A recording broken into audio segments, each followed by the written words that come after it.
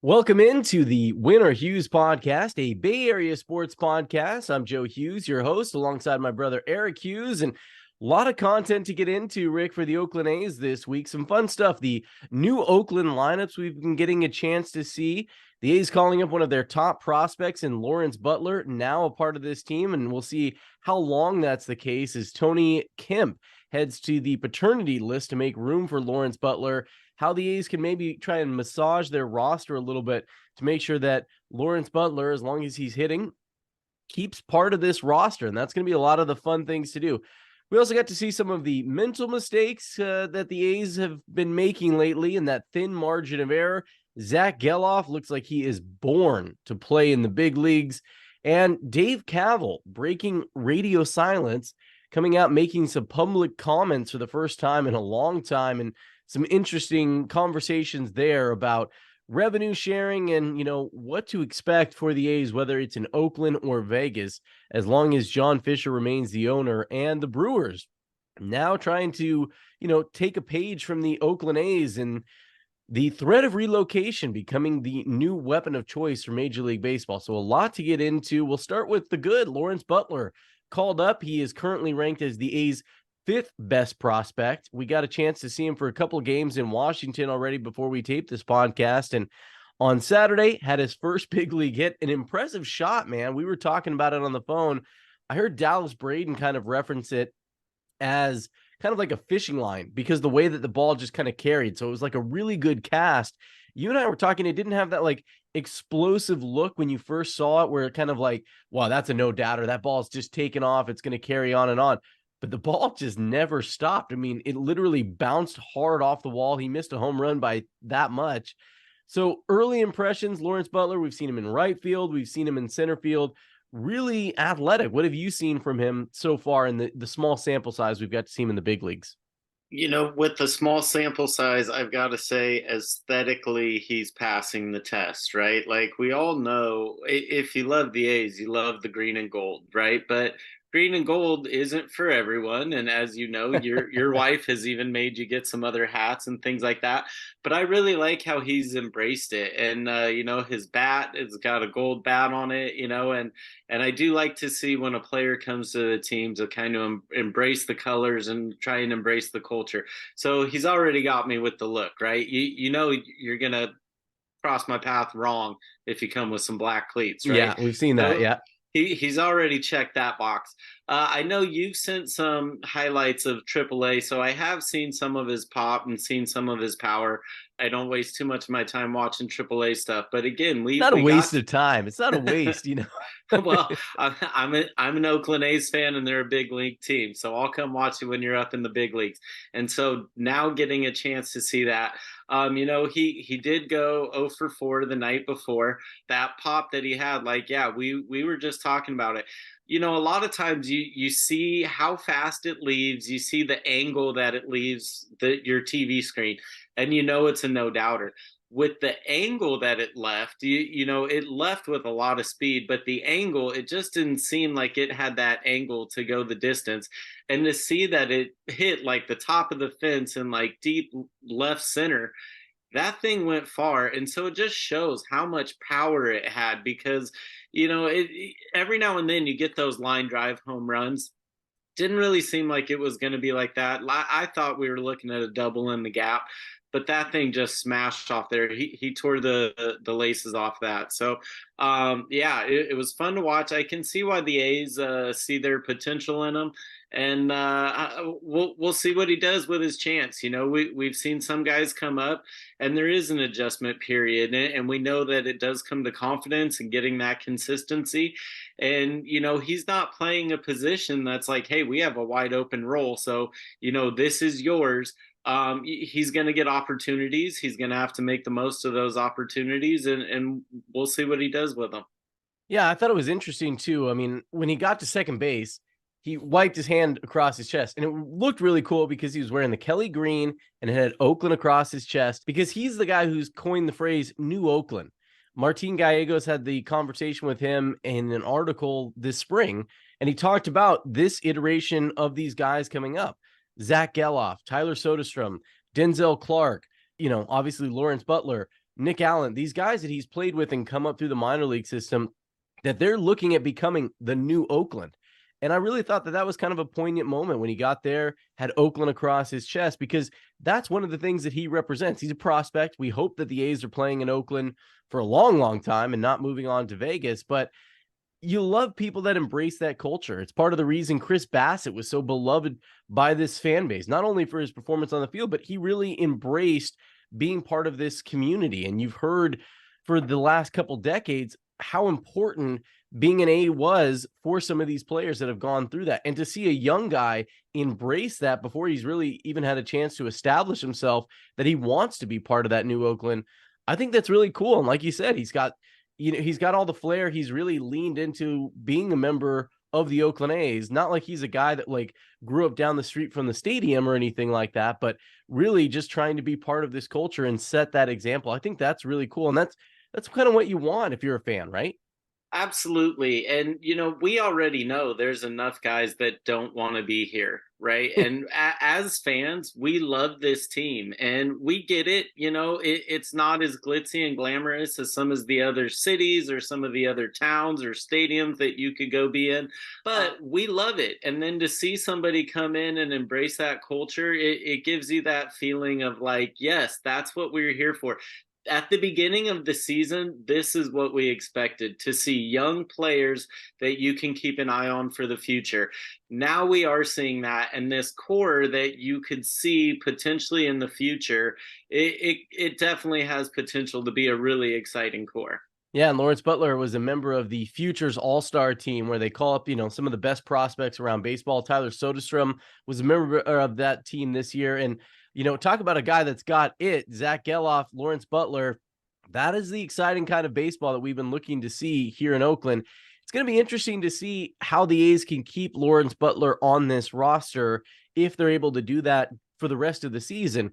His roster spot right now is created because Tony Kemp is on the paternity list. And, we're hoping for good news and want to see Tony have another beautiful baby and welcome that into the world, a future A, if you will.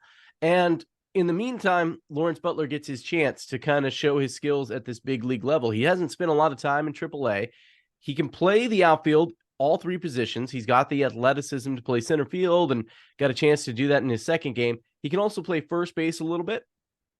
Positionless baseball does exist now, but the A's are going to have to make some decisions because when Tony Kemp comes back, how are you going to kind of keep him on this roster with that flexibility? Because right now, Seth Brown getting a lot of time at first base. Eventually, in the next week or so, Ryan Noda might be back. And now you've got three guys that you're trying to get into that first base position, let alone trying to find playing time for Estuary Ruiz, JJ Bleday, Seth Brown, Tony Kemp. And then at first base, it's going to be Noda, Soderstram, maybe Lawerence Butler, every once in a while, Jordan Diaz. So it's a good kind of problem to have this many guys that you're trying to fit into a lineup because you believe in their potential and their talent. But it's still a little bit of a problem trying to massage those numbers and make sure that everyone's getting enough at bats and enough playing time. Just like we've been talking about, the poster child for this has been Zack Gelof, finding success, being like, hey, you're second base every day. You might be hitting first, you might be hitting second, maybe hitting third, but you're going to be at second base, and how that's helped a guy get comfortable because it's one less thing you have to think about. It was similar to Matt Olson, right? When he came up, he was playing a lot of right field. And so with Butler, I wouldn't worry too much because he is still so young. Knowing that he spent some time in AA, very little time in AAA, and knowing that this is the beginning of seeing those guys come up, I definitely wouldn't rush Butler, and I hope that they're not going to. Give him some time in AAA until he has that spot ready where he can come up, and you can come up and you can struggle, because then it takes that pressure off, and maybe you're not going to struggle.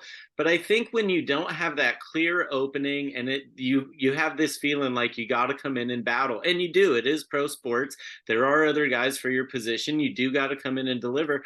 But to have that clearer path and to know, like, we got your back, we believe in you. It's okay to make mistakes. It takes a little bit of pressure off.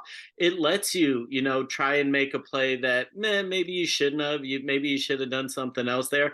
But you're not going to get benched for that because we believe you. We know you're young, and it lets you focus on the other things. When you don't have that path, that's another noise that comes in and adds extra static that I have to deliver. This is my chance. I'm not going to get a chance tomorrow. I'm playing because it's the other guy's rest day, so it's just added pressure.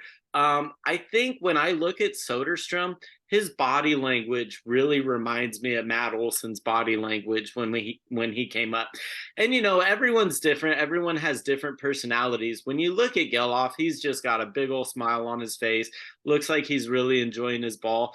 Soderstram just looks a little more serious, and it looks like, he knows this isn't going the way he wanted it to, but he also doesn't have that like, hey, you got the keys. This is your position. Do what you will with it. Yeah, I heard his manager on A's Cast, Fran Reardon, talking about how Soderstrom just needs to let the game come to him. And once he does that, that's when things kind of take off because of how capable his bat is. And I think he has looked a little bit more comfortable. We've seen him laying off some pitches that earlier he was just, swinging at everything with a couple cheeks in there, trying to like swing hard in case he hit it. And I think he's starting to relax a little bit more in that regard. And yesterday or on Saturday, he had a bunch of hard hit balls that, wound up not going for a hit. But when you're hitting the ball over 100 miles an hour, they have that expected batting average, and it was high. It just, wasn't, it was kind of unlucky for him. And we've heard Vince Cotroneo talking about kind of, I think to your point, the similarities between Matt Chapman and Matt Olson when they came up is Gelof and Soderstram.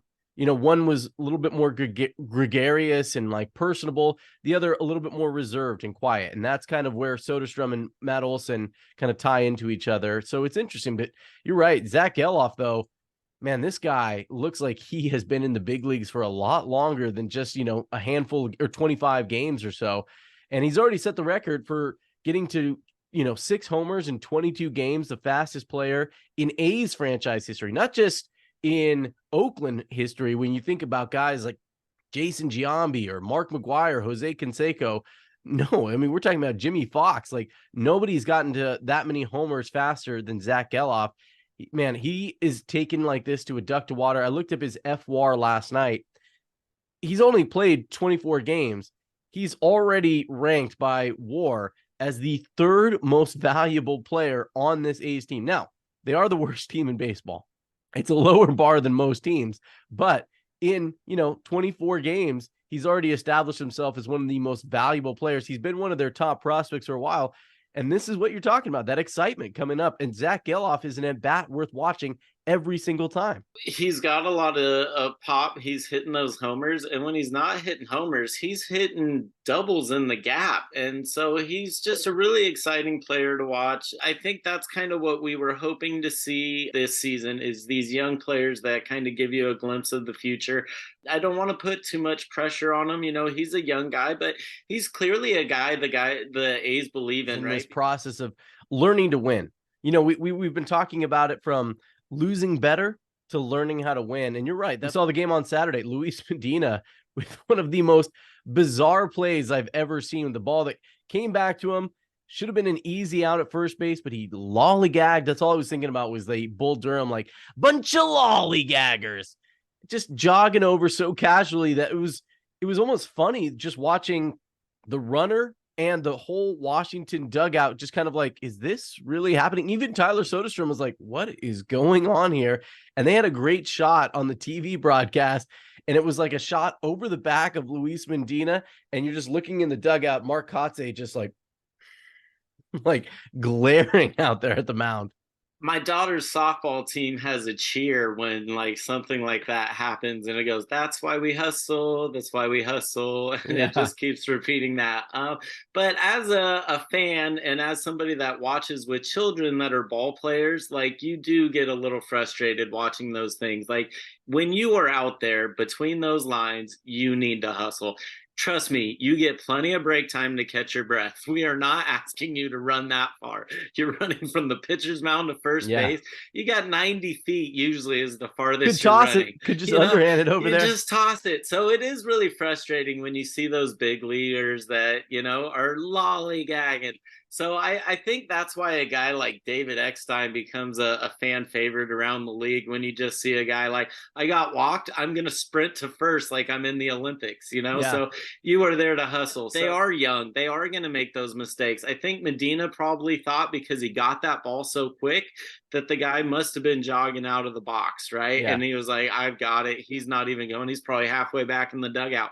But that's why we hustle. And probably a mistake he'll never ever make again. Like, that is a hard lesson learned. It was all over Twitter. You're seeing it shared by John Boy and Barstool, and it was blowing up on Twitter in a way that you don't want. Like, there's a rule that you don't want to be the main character of Twitter.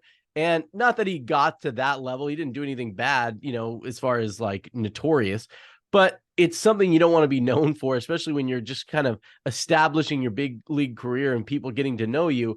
You don't want to blow up and wind up on SportsCenter for that kind of play and be there on that Friday, not top 10. He did bounce back, though. He limited it by his own doing. He made things harder than it needed to be, but he did limit it to just that one run. He did have another mental mistake later in the game where he allowed a runner to kind of distract him and force him into a pitch violation, but he finished that at bat with a strikeout. And we saw, the A's going out to talk to him, make sure that he brought his focus, and you saw him nodding along. He's like, you're right. I got to be back here. And so a lesson learned, and that's what you want to see from these mistakes. Mistakes are okay as long as you're learning from them and just not repeating them constantly. And that's what's going to happen with this young A's roster, the new Oakland roster. So we'll live with some of that. But you talk about those guys learning and those hustles and those guys endearing it. You had a cool experience at the game last weekend, the A's and Giants, the Battle of the Bay, as the A's got that win. You had somebody sitting right in front of you who's one of those guys. JTA, Juan Toscano Anderson, the pride of, East Oakland, was out there at the game that you were sitting right in front of. And he's a guy that his time with the Warriors was one of those guys that just endeared himself to fans, not just because of his Bay Area ties, but the way that he played when he was on the court. It's kind of funny the way I got to talking to Juan Toscano Anderson. So it was a day game, Sunday game of the Giants series, which, as you know, if you've been to the Coliseum on a day game, those seats turn into little personal pizza ovens. Yeah. And so I was looking for my little A's towels. I was going to grab those and throw those down. My wife has these kind of ridiculous placemats. They look like jeans. They even have a jeans pocket in it. You can put the silverware in.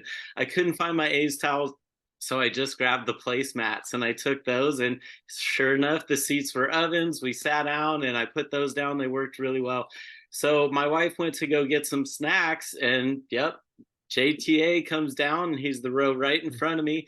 He's got some food, and he sits down and he pops up like, and those are championship cheeks. Yeah. We can't have those things getting burned there. So I asked him if he wanted to use the little thing I had, and he used it, and cooled it down. I might start making these seat cooler things and start, brought to you by Or Hughes. So we got some official merch. I was going to say, we got to talk to like Last Dive Bar, see if they'll start making like seat coolers and everything like that. They could even get the sell ones. But, it was cool to see him. A lot of people were coming to talk to him. I didn't really want to bother him. He's sitting there watching the game, and then my family came back and all the kids were there.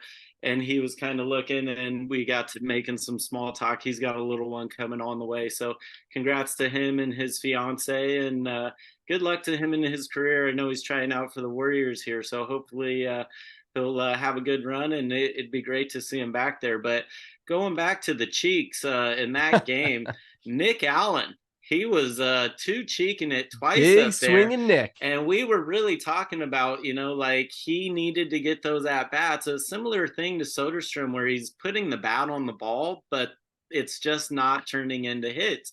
And then when he got a little more clear path, and maybe it was, I know he wasn't battling Jace Peterson for time, but maybe Jace Peterson going opened up some other opportunities for other people to go other places.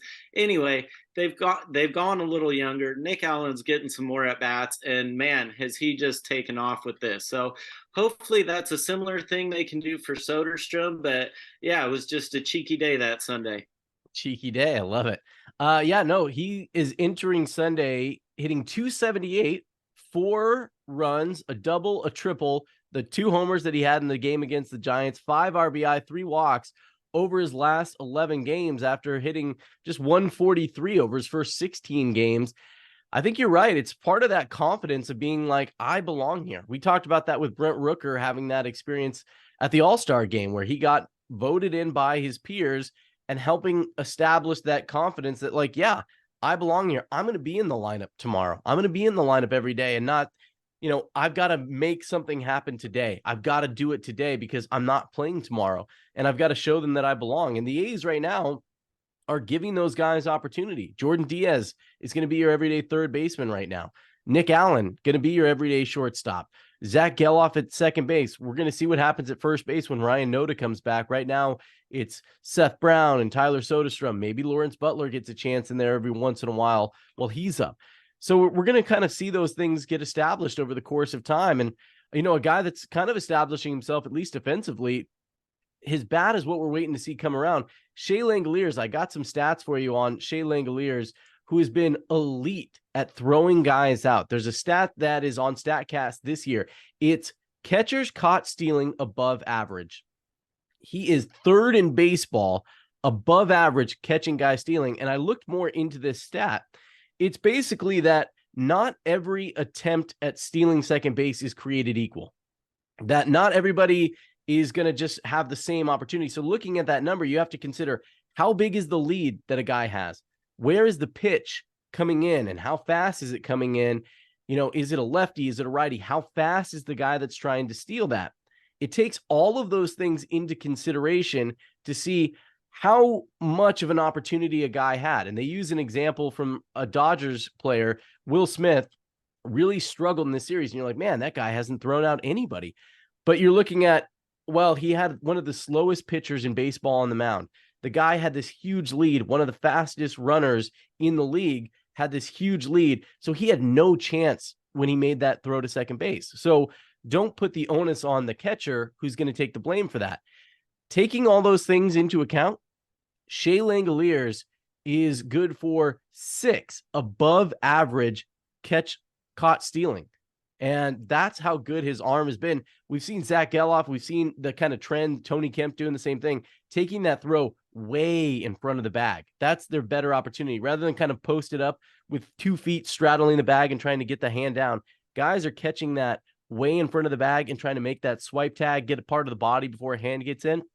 But Shea Langoliers, he's ahead of Sean Murphy right now. He's ahead of Christian Bethancourt, Jonah Heim, some of the other A's catchers that have come up there. He's been one of the best in baseball this season. And so while his bat is still kind of coming around, we've seen some better at bats from him. It's good to see Shea Langoliers still having that impact behind the plate.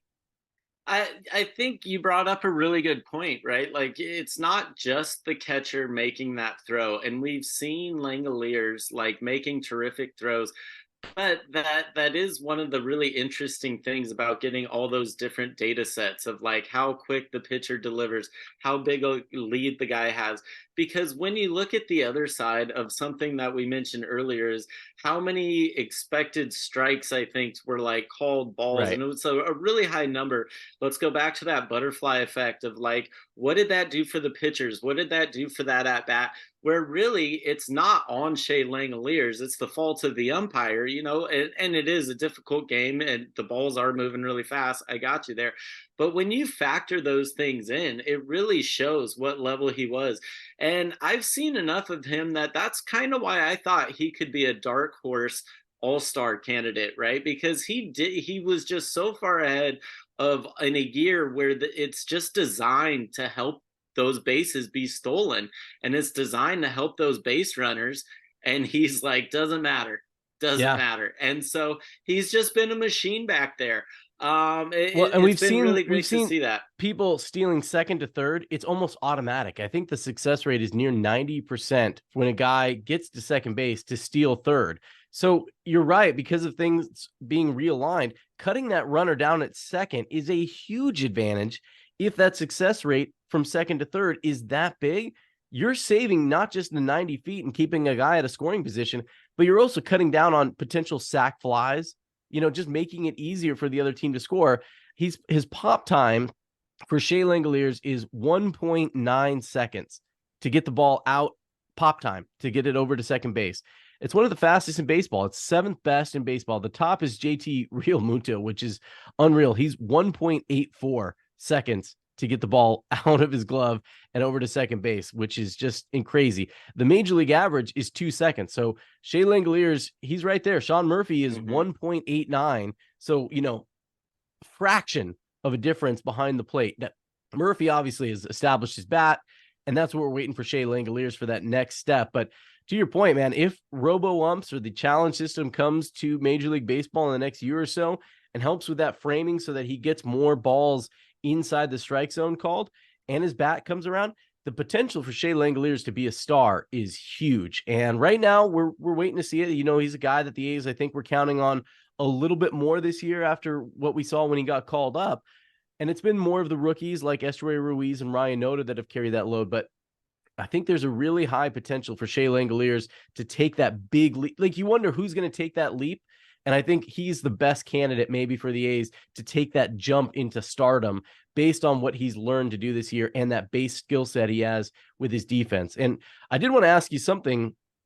We saw Dave Kaval, the A's president, break his radio silence this week and come out. There was a fire at Schnitzer Steel, which is not part of the port where the A's were looking at Howard Terminal, but it is a private business right next to the port.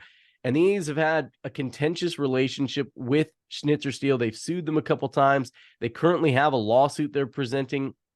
And Dave Kaval, out of nowhere, just popped off and started firing off all these tweets about Schnitzer Steel. Nothing about relocation, nothing about, leaving the team or leaving Oakland, but just going off on an old enemy. And it kind of raised a lot of eyebrows, whether, that he was doing this because the A's are still looking at Oakland as a backstop, or if he's just trying to save face personally and be like, guys, look, everything I do, it's not all bad. Look what I'm doing for, the community of Oakland, even though I am taking your baseball team, but we are trying to get rid of this polluter. Yeah, I'm not too sure. I mean, I'm not on Twitter, so I don't really pay too much attention about it. I do see some news about it here and there. I saw something like Brody Brazil with some question marks, like not really understanding it. From what you're saying, I'm just kind of figuring like it'd be like a guy that didn't really get along with his neighbor and then saw a tow truck come up and he's bringing back his neighbor's car and it's totaled and he's just like, ha, ha, ha. Like, so maybe it doesn't have to do with any of us or any A's fans. And he's just kind of rejoicing in someone else's tragedy. I wouldn't really put it past him. So, but we did get some quotes. Shout out to Shayna Rubin of the Mercury News. She did get Dave Kaval on record and had some interesting quotes. And Jason Burke wrote an article that basically said that Dave Kaval said the quiet part out loud in this article, because a big issue for the A's, whether it's here in Oakland or in Vegas, has been the revenue sharing. They're back on the revenue sharing. They get a chunk of it, not a full share, but if they get a deal done, a binding deal done by January 15th of next year, they will be on revenue sharing long term. Otherwise, they're going to lose that money. And the quote from Shayna Rubin was from Dave Kaval, quote, "The revenue share was an important financial contribution to field a product on the field. So yes, it was a material factor in terms of the deadline for the A's moving." So the A's leaving and needing to get a deal done, a binding deal done, whether it's in Vegas or in Oakland, was because they need to stay on revenue sharing. That's what Dave Kaval is saying, that they need to be that, welfare team basically, and have the other owners support the product that John Fisher's putting on the field. Why would the owners approve the A's relocation, knowing all of these things? That relocation fee will be waived, that the A's are going to stay on revenue sharing and moving to a smaller market so they'll get more money from the owners. Why are we going to have to give them such a sweetheart deal? And that question has not been answered, because basically John Fisher bought the A's. They have increased in value substantially, valued at, $2 billion. And that's before a new stadium is built. And the team on the field is being funded by the other owners as cheaply as he can do it.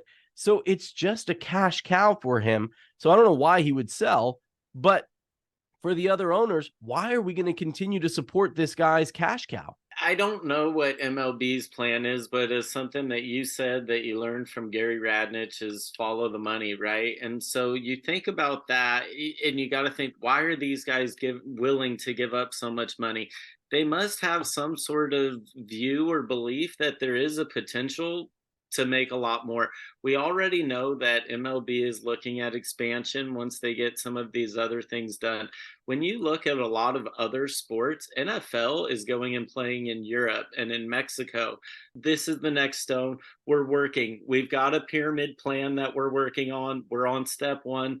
Forget the A's, give them their money. Who knows what the plan is, but it's a follow the money thing. If that's what they agree to do, it must, in the long run, make sense to them. I'm sure that, Rob Manfred is trying to quell the other owners that, hey, an expansion franchise, each one is going to bring in, more than that. It's going to bring in close to $1 billion that's going to be distributed amongst you. And you're not even going to notice that drop in the bucket that is the A's getting this revenue sharing. But in the meantime, it just doesn't make sense when the A's are basically admitting that they are not putting their own money into fielding a competitive team, not just this year, but in that previous iteration when they were competitive, it was the other owners paying to make that so. And I'm sure that rubs a lot of the owners the wrong way. I've heard from owners around baseball when I was covering the Giants about how irked they were about the way that the A's were doing that, and that they weren't putting all that money towards the team on the field. And it's concerning that the A's potential move to Vegas could be the example that Major League Baseball will use for other markets like Milwaukee or Arizona. And Milwaukee this week said that they're going to start exploring relocation. They're going to start looking at other places because they want more money from the city and the state to improve their ballpark, which is less than 20 years old. And that is a big threat, I think, that Vegas needs to look at, even Oakland needs to look at, and why, the Oakland City Council and the mayor were so, insistent on making sure that they weren't backstopping the ballpark being built. They were willing to do the investment for the infrastructure around the ballpark, but not the ballpark itself, because that tax district, it's not going to start, bearing fruit for 30 years. And now what we're seeing in Milwaukee in a similar situation is before that 30 years, when the team is going to start paying those taxes back, that, hey, we're going to ask for more. Now you've got to fix our ballpark that you built for us. You got to give us $300 million more dollars or we're leaving. And so that is a real serious threat that I think other cities should look at, because relocation, the threat of relocation, has become the new weapon of choice for Major League Baseball. And if they make the A's move, or they allow the A's to move, that threat will feel very real to other cities very soon. This has been the Or Hughes Podcast. New episodes debut every Monday. You can find us on social media at Or Hughes. You can find me on Twitter at Vegas Joe Hughes, and we'll talk again next week.